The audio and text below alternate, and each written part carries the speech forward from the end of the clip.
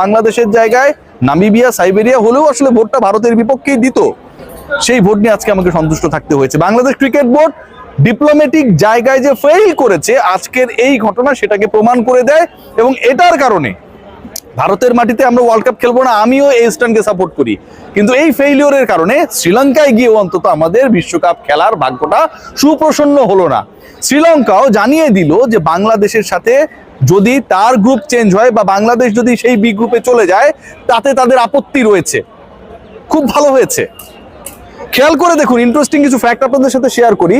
এই যে বাংলাদেশ না খেলার সিদ্ধান্ত নিল, আফটার দ্য টি-20 ওয়ার্ল্ড কাপ, ইউ নো বাংলাদেশের টি-20 র্যাঙ্কিং কত হবে?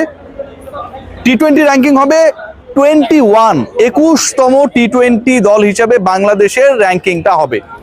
প্রথম 20-এর মধ্যে এই বিশ্বকাপ শেষে বাংলাদেশের র্যাঙ্কিং থাকবে না। আবারও বলছি, ভারতের মাটিতে আমরা খেলবো না। I support